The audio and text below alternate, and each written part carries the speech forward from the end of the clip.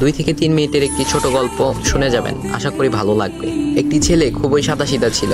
সে একটি দোকানে চাকরি করত। ছেলেটির বেতন ছিল মাত্র 5,000 টাকা। ছেলেটির দোকানের সামনে দিয়ে প্রতিদিন একটি মেয়ে স্কুলে যেত। মেয়েটি প্রতিদিন বোরকা পরে যেত, কিন্তু প্রায়ই মুখটা খোলা থাকতো।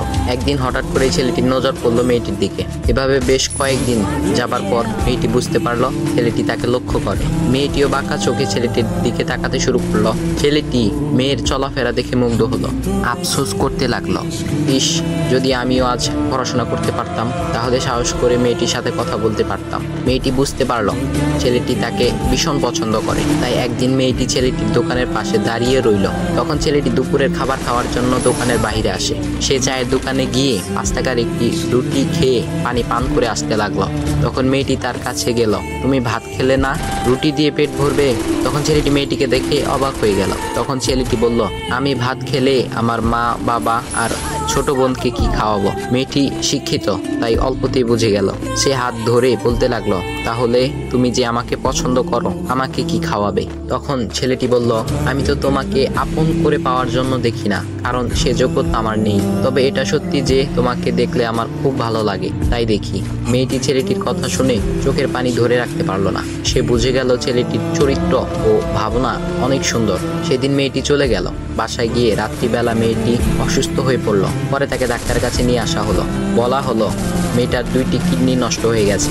তখন মেয়ের বাবা ফোন করলো তার বন্ধুর ছেলেকে, যার সাথে বিয়ে দেওয়ার জন্য সে পাগল। কিন্তু মেয়েটি তার বাবার পছন্দের ছেলেকে বিয়ে করতে রাজি না, কারণ সে ছেলেটি টাকা থাকলেও কি হবে, তার চরিত্র খারাপ, সে লোভী। এদিকে মেয়েটির কোনো লোভ ছিল না। যাই হোক, হবু জামাই আসার পর তাকে সব খুলে বলল, তোমার থেকে একটি কিডনি খুলে আমার মেয়েকে দাও। তুমি তো বলছো আমার মেয়েকে তুমি অনেক ভালোবাসো, তাকে পেলে তুমি ভালো হয়ে যাবে, তাহলে আজ পরীক্ষা দাও। তখন ছেলেটি বলল, আমি আপনার রোগা মেয়েকে বিয়ে করতে পারবো না, আমার কি সুস্থ মেয়ের অভাব নাকি? এ বলে সে চলে গেল। বাবা তখন কেঁদে কেঁদে মেয়ের কাছে সব খুলে বলল। মেয়েটি বলল, বাবা তুমি কেঁদো না, একটা পথ এখনো আছে, আমাদের সামনে মোড়ে বড় একটা দোকান আছে না, তুমি সেখানে যাও। সেখানে যে তাইয়ুব নামের একটা ছেলে আছে, তাকে নিয়ে আসো, আমার কথা বলো।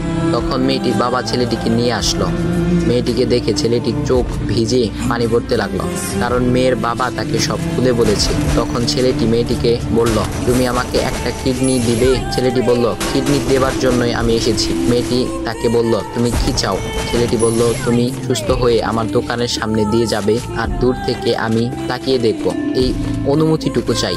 এ কথা শুনে মেয়েটিও ও তার বাবা তাদের চোখের পানি ধরে রাখতে পারলো না। অবশেষে মেয়েটি বিছানা থেকে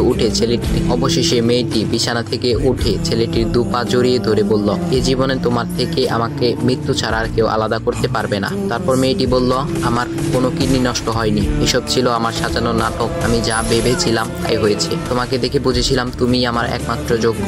এখন ভাই, তোমাদের এত সুন্দর একটা গল্প শোনালাম, কিপটামি না করে ভিডিওতে লাইক দাও আর একটা কমেন্ট করো।